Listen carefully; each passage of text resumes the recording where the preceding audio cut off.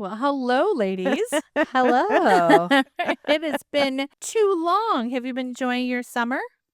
It's been a good Yes. summer. It's been very busy with a lot of summer camps and things like that, but it's been good. And I'm sure lots of things in the kids' hairs. Yes. Oh my gosh. Yes. Everything. They are really funky this year, real funky. I got to tell you, I got to visit Delaney because, she's at sleepaway camp and we got to Yeah. visit her halfway between. And her hair was super clean. I did check for lice. She had none. And she goes, Mama, Good. I'm your daughter. I'm not going to have it. I know what to do now. Good. But her hair was silky. And she said that she showered every single day but one night the whole time she's been at camp. Wow. That's really way better good. than when I was at camp. I know. I was super impressed. But speaking of summer, Molly, Jenny and I were talking about something that we decided that we have to share with you. That's why Okay. I've been laughing because I just cannot contain myself. This is the greatest thing I've ever heard in my life. So, just to give a little backstory on this story. I'm sure you've heard, because you both are, I know, Molly, I know you are for sure a sports fan.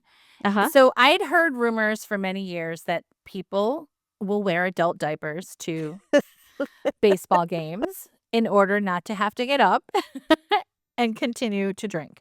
I've heard about this at New Year's Eve in And Times Square. in Times Square as well. Ew. Yeah. Yes. So we Yes. all know about the adult diaper. Yes. I didn't know how secretly popular the I'm already crying. the adult diaper is. Did you wear an adult diaper? We're getting there. The adult diaper is in the 40 years and older space now for many reasons. So I'm going to cry too, laughing, Jenny. But so to back it up, and just to be fair, so not all the listeners don't judge me just yet. I had watched a Holderness family video where she was talking about her use for adult diapers and like, do I come out and, own it? And then her husband was Right. like, hey, but there's a lot of reasons for it. So I was in a situation where it was that time of month. Okay. I was in a smaller town and I placed an order to be delivered from Myers for female pads. And what came was adult diapers. Okay.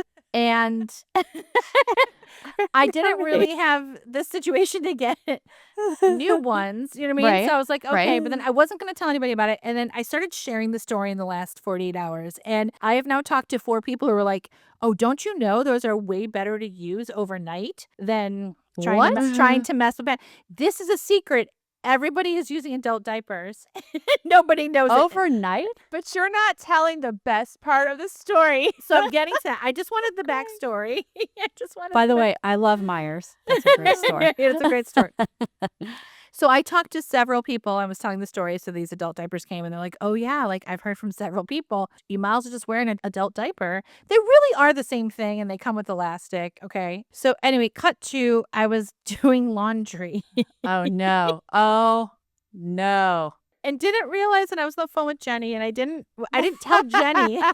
I didn't tell Jenny that I was doing laundry because we're getting ready for the podcast. And mind you, I'm traveling. So I realized, oh no, by accident, I had thrown my last 2 clean pair of underwear in the washer too. So now I'm panicking and I was like, well, got out of the shower and I was like, I'm just going to temporarily throw on this adult diaper stuff I got from Myers. And I think Okay. nobody's going to know. I'm in my hotel room. No one's going to know.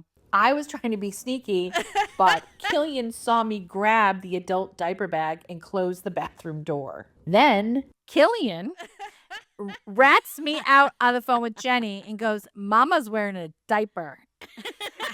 Jenny goes, he goes, Mama's wearing a diaper, a big old diaper. I was like, what?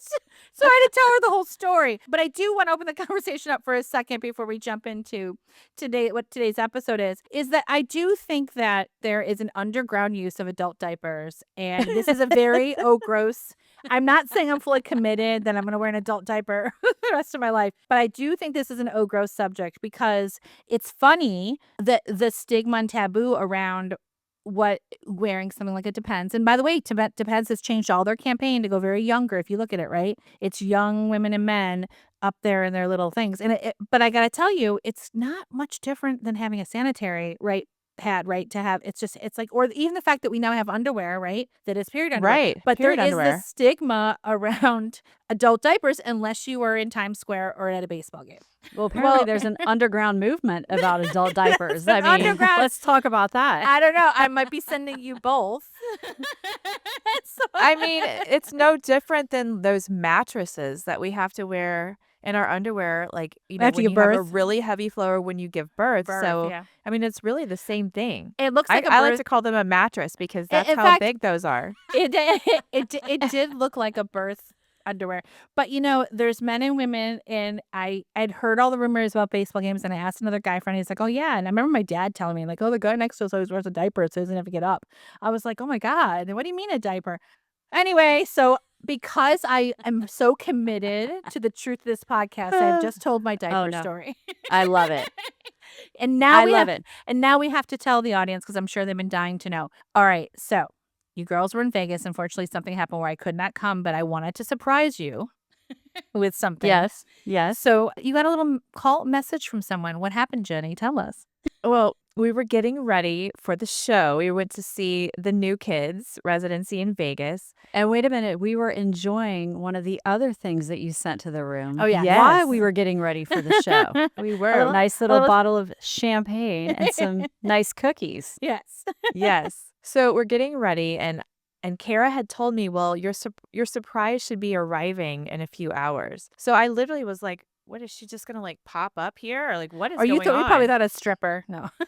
No, Or she stripper. thought you were coming. I thought it because was she you. asked me. Oh, I I was like, wish is it she, was me. is And she she w- sneaking in? Like, what is Yeah. happening right now? I was like, I have no clue what the other surprise is because I already knew the champagne, Right.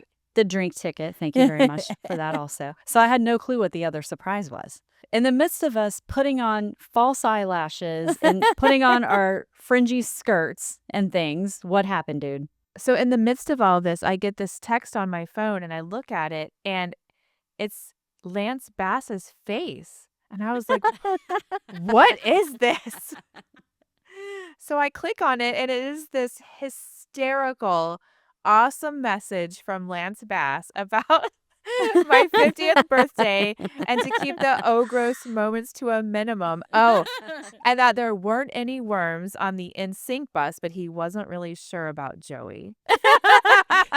Because I wrote this like elaborate note about the story of Oh Gross, and like how we had a story about the Backstreet Boys bus driver having a tapeworm come out of his ween, and I literally wrote ween for you. So I didn't know what Lance was gonna say. I was like, I wonder how he's gonna take this all in, and he I like love totally you so did much for that.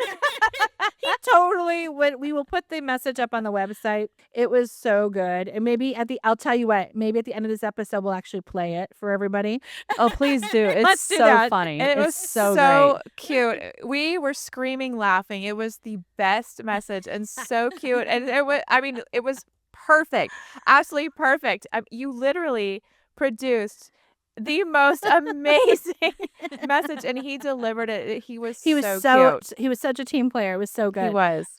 You guys actually got to talk to Jenny McCarthy, correct? We Which is Yes. fun. did. We I- did. We love her. She's so hot and amazing. Well, Like, she's just from stunning. Chicago. She's not only from Yes. Chicago.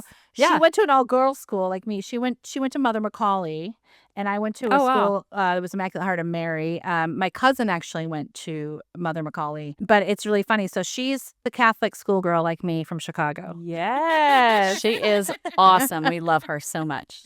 She is. We really asked her for real. We're like, how are you so fine? You were so hot. Yes. And then she, She's like, look at my makeup.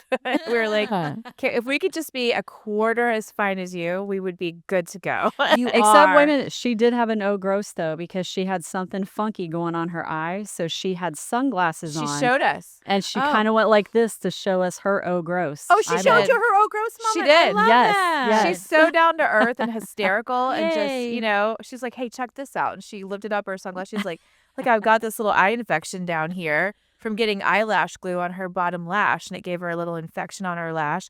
But I'm telling you, the girl is so hot. It wouldn't matter. Stunning. So stunning.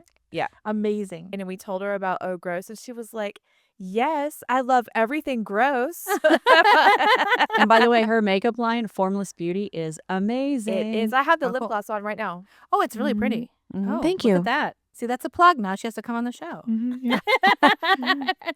Yes. Well, we've been getting, on social media for a while now, and some people also writing on the website that our takeaways, people really appreciate our takeaways and some of our best moments. And we know that it's summer and people are super busy, and it's really nice to have everything in one place. So today's episode and next week's episode will have some new content like we just did, but we will also have a great condensed of all our best moment takeaways for you to know about important things over the summer or just in life in one place. And also some of our best funny moments as well. That's amazing. I think I love it. today will make that. We'll Yeah. make that. Listen, we all want to revisit our toy episode. I think that was my favorite episode. Oh, yes. That I was love great. that of episode. all time. So that will be for our listeners to know right now. We are going to jump into some of our best moments and greatest takeaways.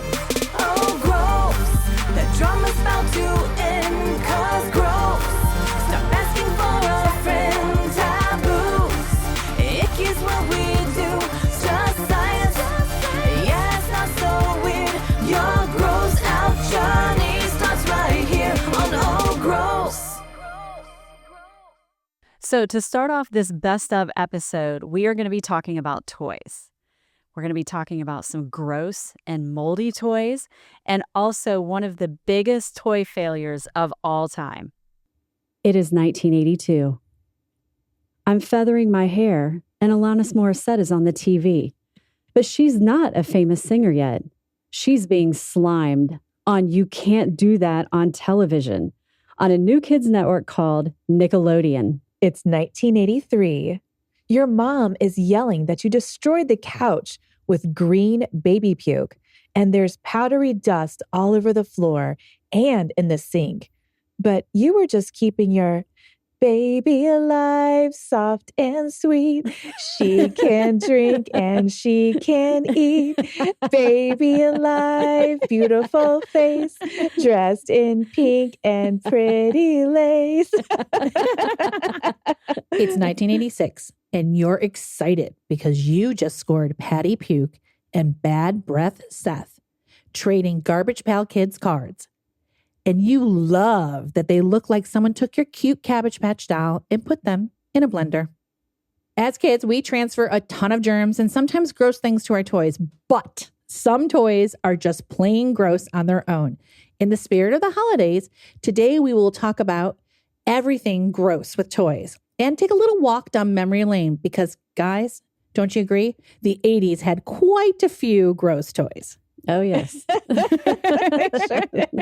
Everything was gross back then, wasn't it? Though, Gross. because everyone was was- getting slimed on Nickelodeon. Yep. You know, And we had the Teenage Mutant Ninja Turtles. Yeah. Were at Yeah. that time. Everything was just like gross was in. It was like perfect. It was all about Yes. it was gross was definitely in. But yeah, I just think it's so funny that, of course it was the 80s, right? But even like if you look up how many like gagging, burping, puking, pooing, all that stuff was happening. It was like, hey, what can we make the toy do?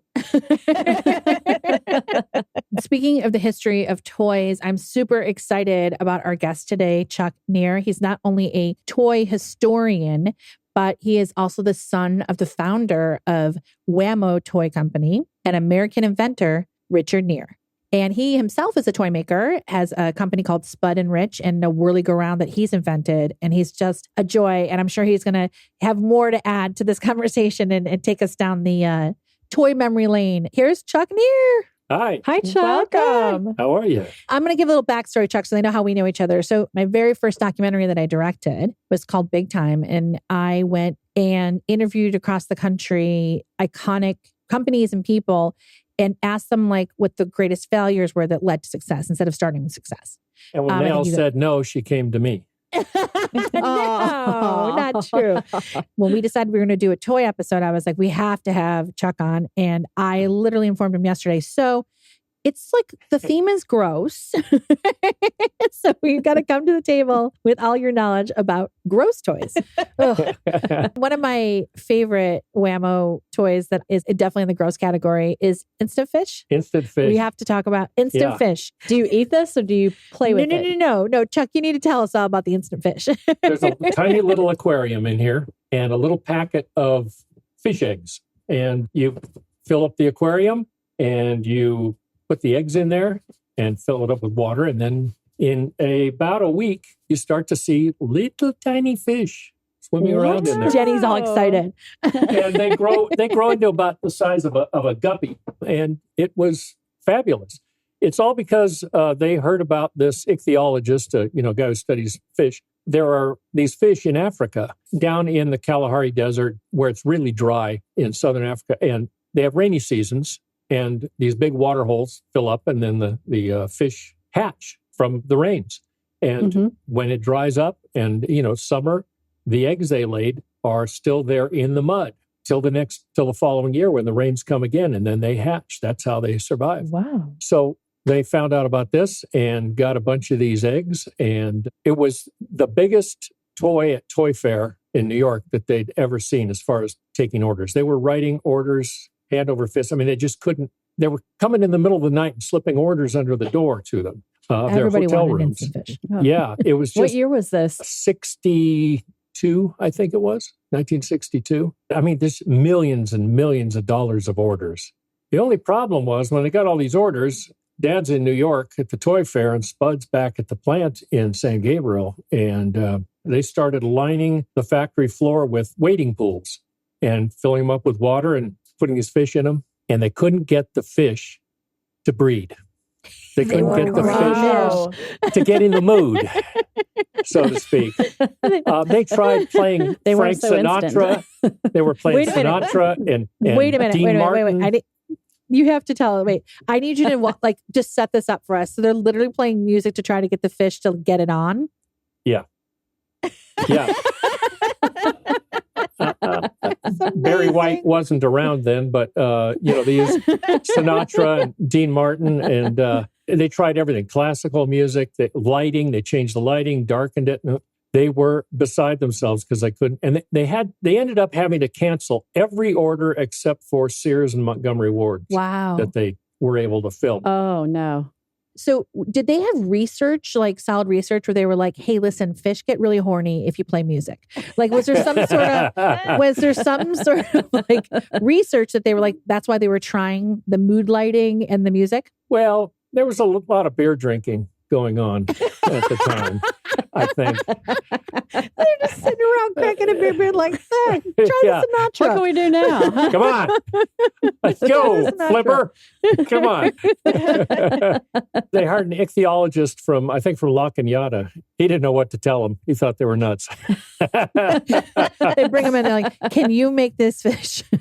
Yeah. Want to get it on. Just so everyone knows, an ichthyologist studies fish. And it's not like they could wear something sexy.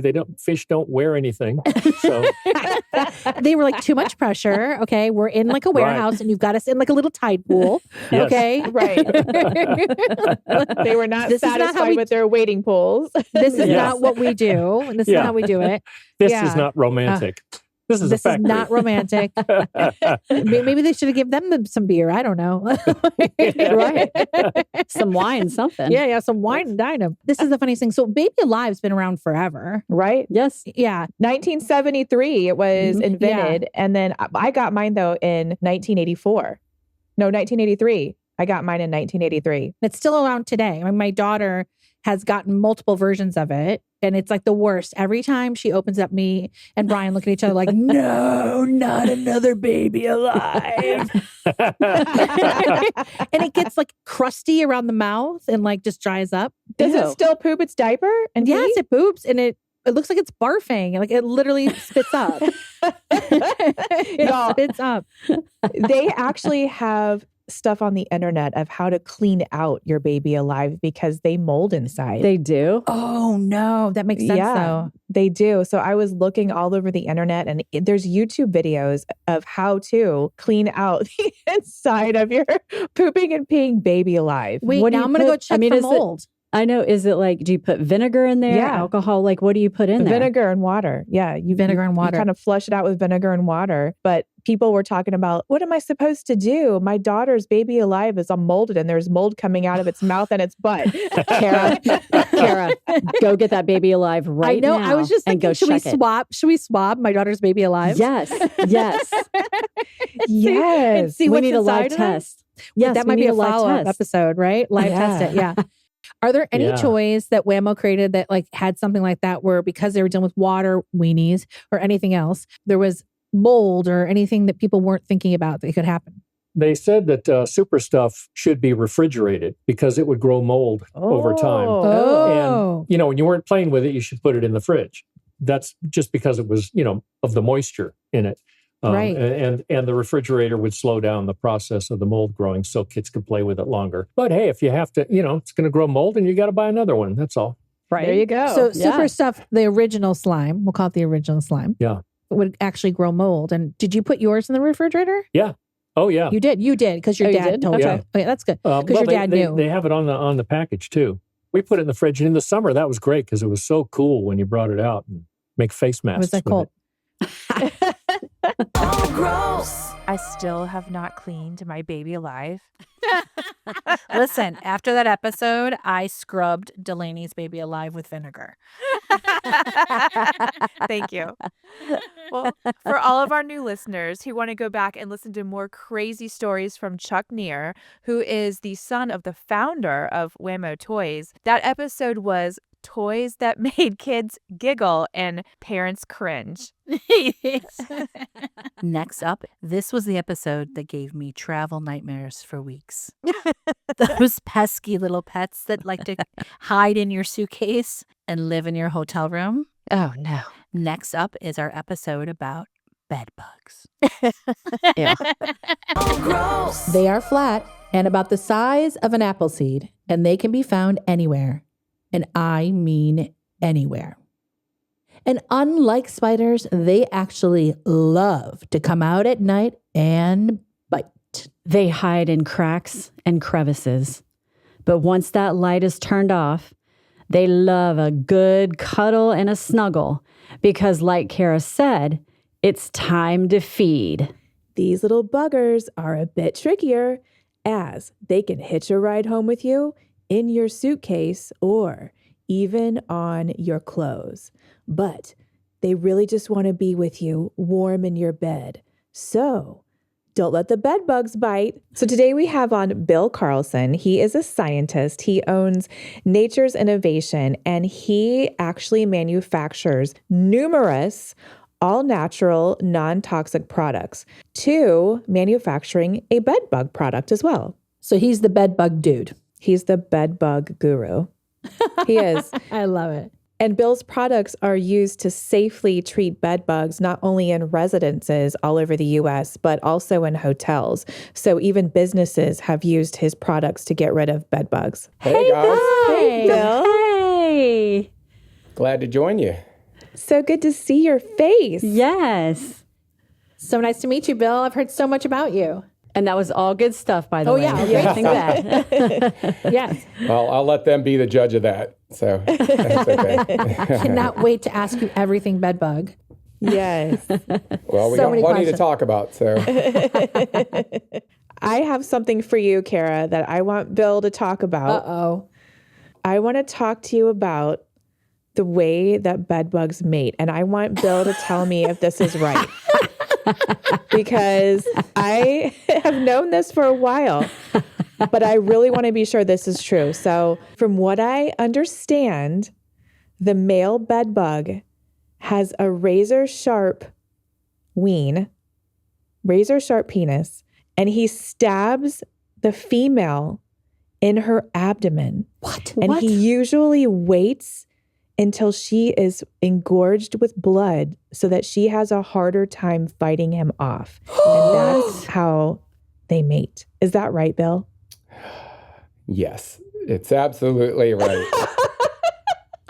I think it's called the cloaca, is the razor sharp penis. Yes, you guys it down correctly. And so they Look at Kara's pierces, face. and also the engorged blood also ensures that she's gonna have eggs. It basically He just stabs her. He just stabs her. Just stabs her, and because she's engorged with blood, also she can't fight it off. But it also ensures the success of the egg hatch.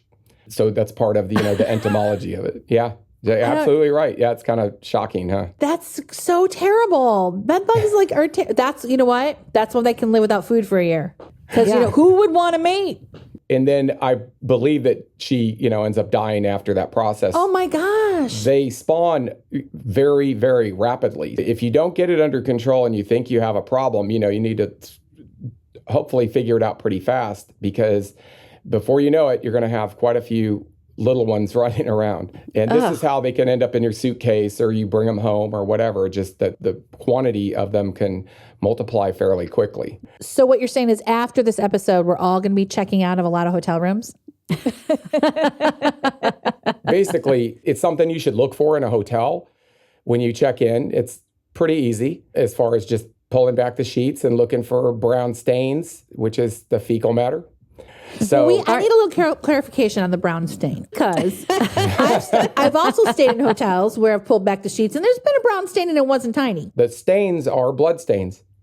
And it's about that color, that's what you're looking for, because that's when they overgorge or whatever, then that's their fecal matter that's left over. But basically, on the corners, that's pulling up the ends of the sheets of the bottom of the bed. So Bill walks into a hotel room. I want him to walk through what he does. He opens the door.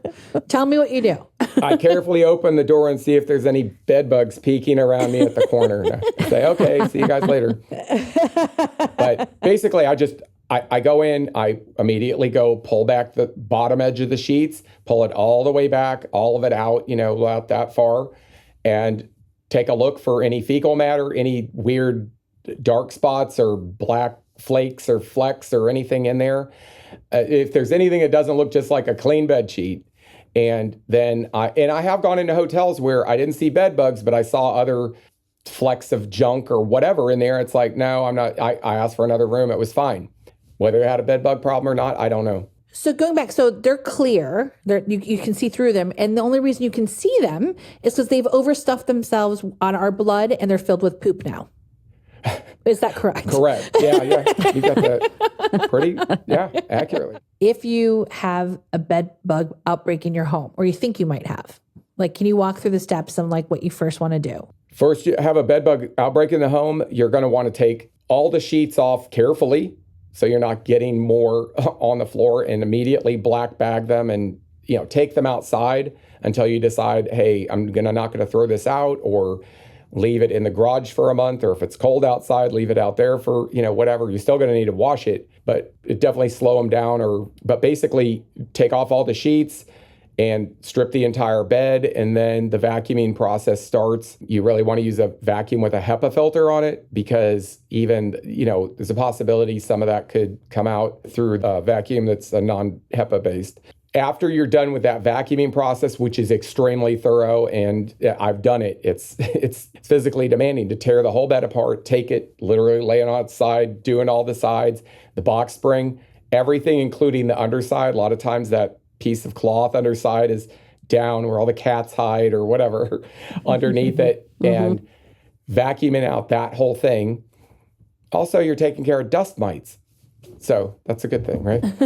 Getting less dust allergens in there. Yes. And then the base of the bed. And part of the thing is to also get the game plan, like what product am I going to use to spray the bedpost, bed frame, that whole part of it. And then, of course, completely vacuuming the whole room, all the edges of the entire room, outlets, and then consider your dressers and all that stuff. And it can be a lot, of effort. And then come back behind it with a spray product.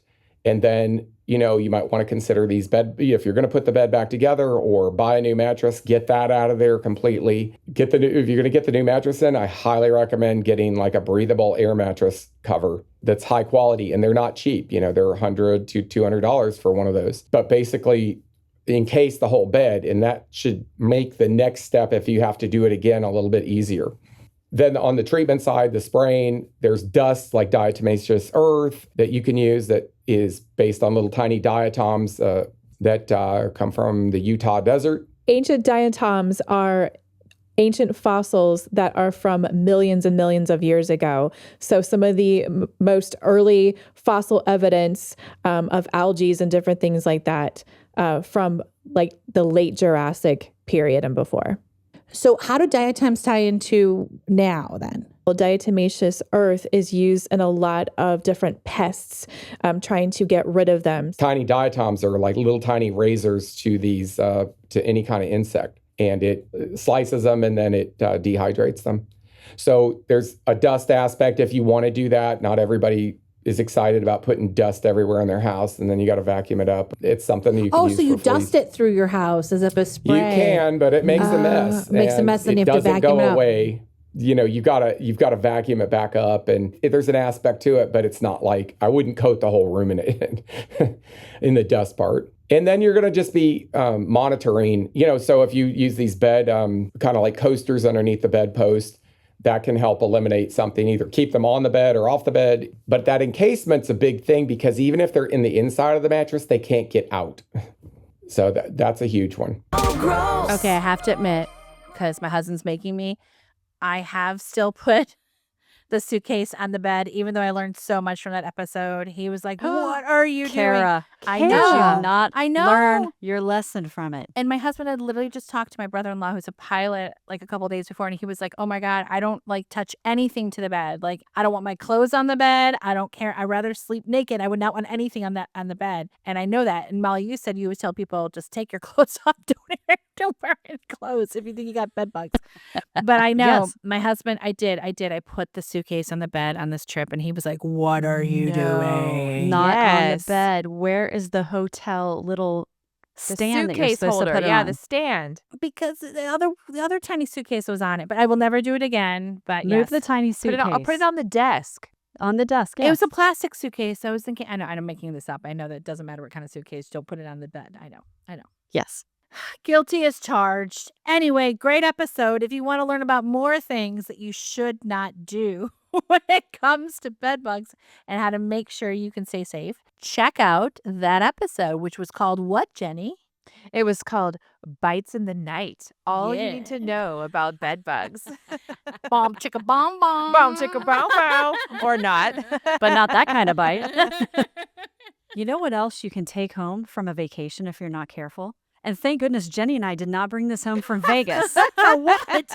It's actually pubic lice No. and thunder from down under. No.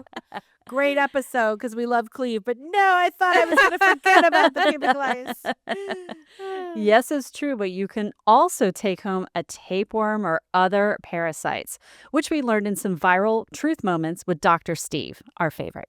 Love We him. love Dr. Steve. We are sorry that we dropped our episode a couple hours late on this Wednesday, but Brian is colon cancer clean again. Yay. He was getting his colonoscopy. So Brian was a bit busy in the butt. I think we'll give him a pass this time. I think he deserves a pass. He did have a tiny polyp. So again, guys, get checked because those small polyps, get them out. Snip them out. Snip 'em out. Snip them out. And I'm happy to say while he got that tiny polyp snipped, they've already called with pathology and it was benign. And we will be joined by our favorite Dr. Steve, who is going to be talking about parasites. So, which I will tell you a story about in a second, Jenny, because I heard a story this morning that I immediately wanted to call you about.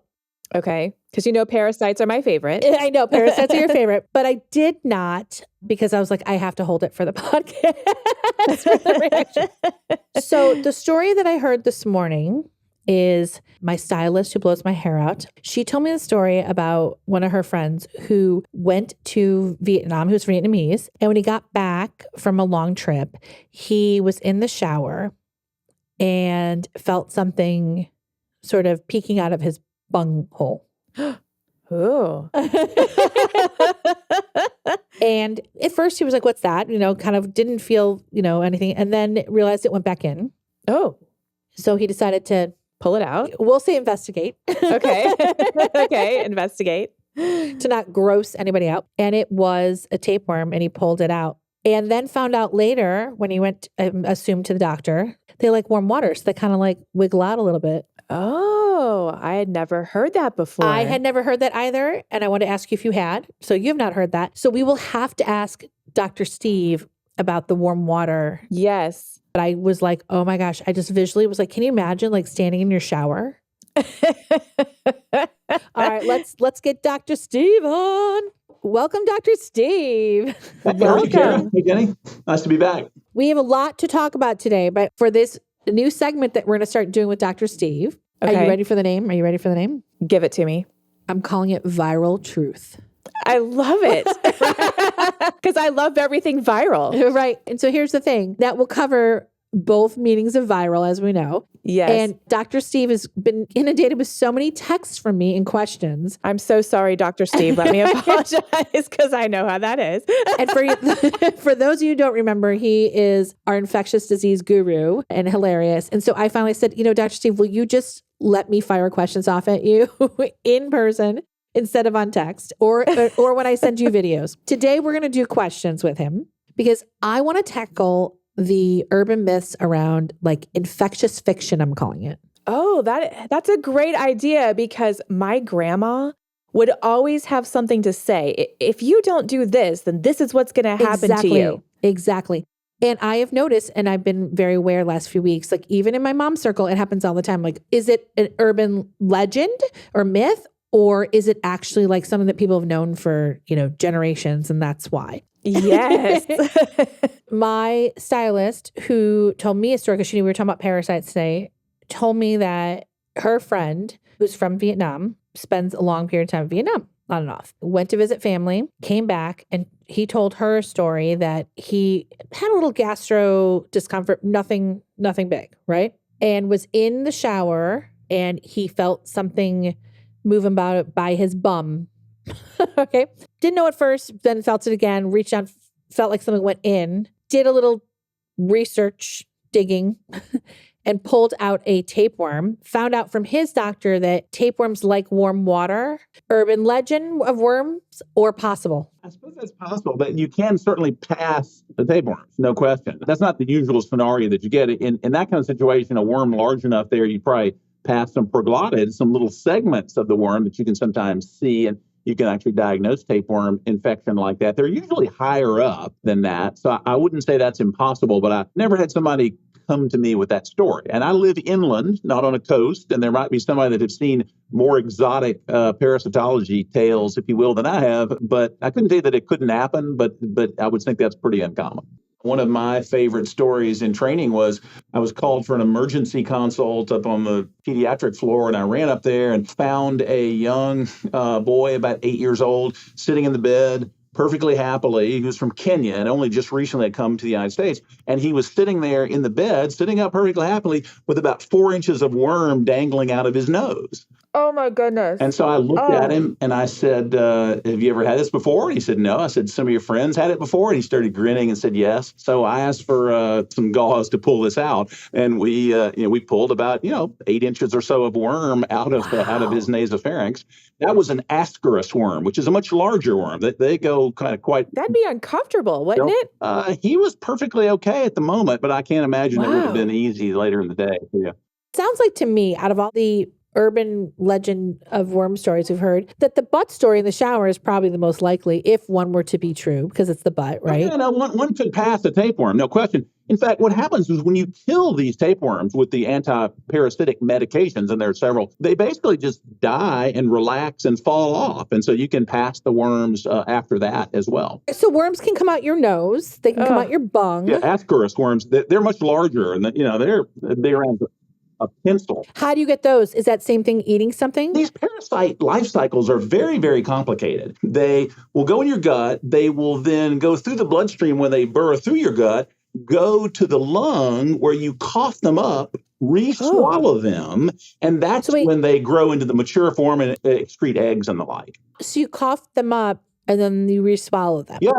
How do I know if my cough is a parasite or not? Well, we'll give you the benefit of the doubt on that one. It is thankfully uncommon. But here's the thing that's really weird. Parasites have certain animals that they're supposed to have these life cycles go in. And so those same things that cause the pork tapeworm, the 10-foot tapeworm, if you then take eggs and eat those eggs by fecal oral transmission, you ingest accidentally some of the fecal veneer, then what can happen is they can go through your bloodstream and land in your brain. The same thing that causes the tapeworm, but it's called neurocysticercosis. Those larvae form rather than being in the muscle of the pork that you're eating, they end up like that in you, and they tend to go at places like the brain. So it can be an important cause of seizures and can really be sort of a dangerous thing. We see those not uncommonly in folks who come here from Central America. And if you do an MRI scan of their head, you'll see these little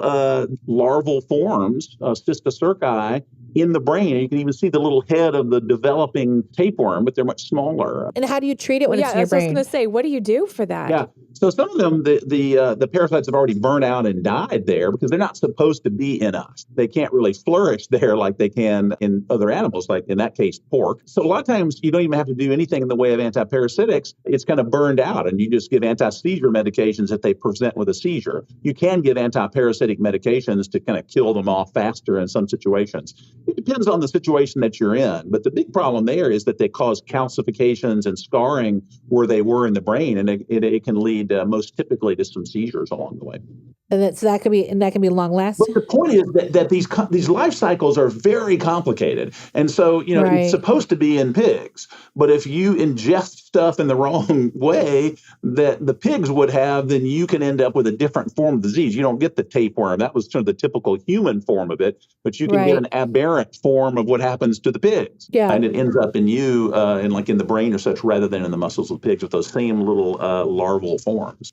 And I think the most important thing here to remember is wash your hands, right? When it comes to raw food in general, if you're going to decide that you want to eat something raw, just know your risks and know where you're getting it from. And don't worry about some of these things if you are cooking your food all the way and you are washing your hands. There's a lot more things you can worry about than the 10-foot tapeworm being pulled out your butt. Was that a good summary? I couldn't have said it better myself. Wash your hands and cook your food to the prescribed temperature, and you're going to avoid most of the troubles out there. To learn more about tapeworms and that routine colonoscopy that everyone over the age of 45 should be getting, which I'll admit I still have not had mine yet. I know. Jenny, don't give me that look. I know. You told me this summer. You promised. I know. I haven't because of camp and our schedule, but I know. Yeah, but get it done. But the pun but. intended. But get the butt intended. Also, let's be clear here. The tapeworms have nothing to do with the colonoscopy. Yes. Thank you for clarifying that. Check out that episode, Colonoscopies, Parasites, and Burrowing Flies with Dr. Steve. Yes. On a more serious note, during the LA fires, we did a series of episodes on how to be prepared during a crisis. We talked about gross misinformation and gross miscommunication, and we were actually nominated for a Webby for one of those episodes that we did with Carrie Sanders. We also spoke with Mike Jackals, who was able to teach us how to be more prepared in general when something unexpected happens. When we decided to launch Oh Gross and start this community, it wasn't just because we wanted to talk about taboo topics that people perceive as disgusting, like rashes or bed bugs recently, right? Or lice. Or lice, right? But we wanted to explore the word gross, and gross can mean many things. Yes, it can mean disgusting to some people, but also gross is something that can be blatantly obvious, right? Something that has a severity to it. Mm-hmm. And sometimes those type of things we're afraid to talk about as well. And that stigma in society can really harm us, especially when you're talking about crisis preparedness. Right. And especially what we have seen has happened in Los Angeles and is still happening in Los Angeles. We thought it was really important to dedicate a few episodes to talking to the experts who can help us be better prepared and help us get over this idea of, I can't talk about what if because it's bad luck. Right? I mean, there that wise tale of like, oh, knock on wood, or don't say it out loud because then it's going to happen. We really need to talk about the worst case scenario sometimes. To prepare for it. Exactly. So that you can have a plan to prepare. Let's not be afraid of what if, because what if this happened? How can we prepare for it? Right? to literally have the best outcome in those scenarios. Right. And once again, I'm so excited that my friend and colleague Mike Jackals has joined us for this conversation. Hello. Hey, how you doing? Good, Hi, doing Mike. great. Thank you so much. We're so excited to have you here. And I want to add one more thing, Mike, before we get into it. You are also the chair of the Florida Association of Public Information Officers and the Florida PIO deployment team. You are probably one of the most effective communicators I know, especially during emergencies. So we're just really excited to have this conversation with you today and also help us understand some of the terminologies that start getting thrown our way during a crisis such as what's happening in Los Angeles right now with the fires. This starts with your home personal preparation. Here in Florida, where I am, as you know, we have hurricanes. We have a hurricane preparedness month, but ideally, every month should be hurricane preparedness month. You know what threats, and this is the first thing, know what threats or risks are in your region. If you're prone to tornadoes, if you're prone to wildfires, if you're prone to hurricanes or snowstorms, having a plan is critical. Knowing ahead of time what you need to do and how to be prepared.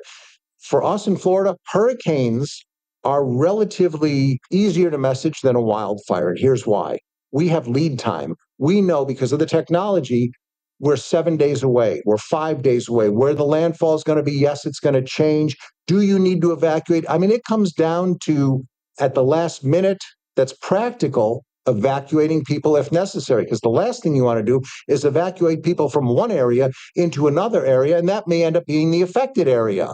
Which is what happened here in Los Angeles. Right. Yeah, that happened in LA. Yeah. We have ramp up time for hurricanes, and in Florida, the Division of Emergency Management has meteorologists. They have briefings, communication with the local, state, and federal partners.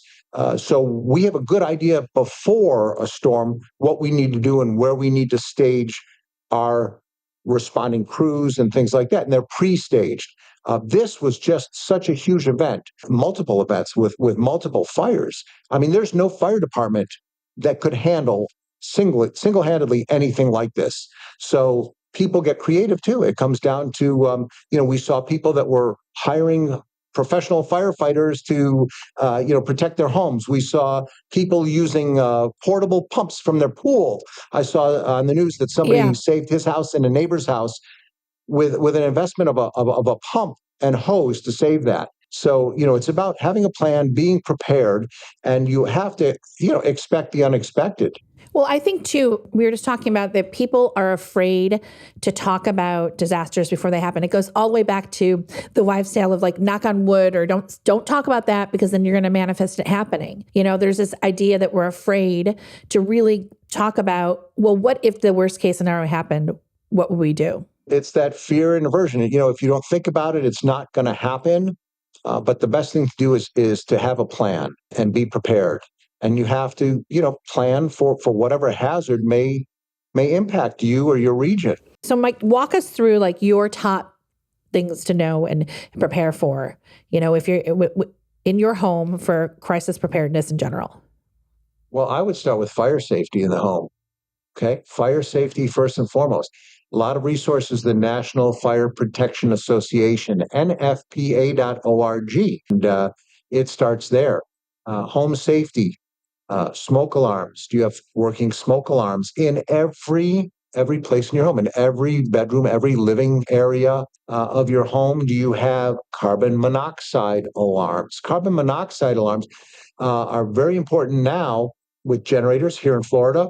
We had a big campaign that we worked with the Division of State Fire Marshal in Hurricane Ian, because that's one of the things. When storms hit and people don't have power, they use generators. Generator safety is something, injuries and death that are caused by 100% preventable, 100%. In fact, some generators now are being made with carbon monoxide alarms built in. But you would be surprised the number of people that don't know how to safely use a generator. And in fact, most deaths and injuries occur not before or during a storm, they happen after a storm. Wow. When people are weekend warriors, they don't know how to use power tools, chainsaws, generators, things like that. That's where I would start with knowing whatever appliance that you're using to make sure that you can operate them safely. So that's the starting point. I would say safety in the home. I really just appreciate you coming on and getting this conversation started with us, because hopefully people can learn how to prepare better. And talking about this is going to help the community here in Los Angeles, as well as other communities, to be more prepared if they ever find themselves in a catastrophic situation like we did. But I do think it's important to have conversations and talk, and to bring the information. That's what I know what we could do, is we can talk about it and try to help our community, help others. And I appreciate you being on that journey with us and trying to help. Thank you. Stay safe. Thank you. Thank you Thank you so so much. much. Gross. For more information or takeaways on how you can be prepared, listen to the episode LA Fires From Alarm to Action with Mike Jackals. Well, and now it's time to listen to Lance Bass's message. Yes. It's so good. Where's it at? Best birthday present ever. And here we go. How's it going, Jenny? It is Lance Bass here, and Kara told me the great news. Woohoo! Congratulations, another year older.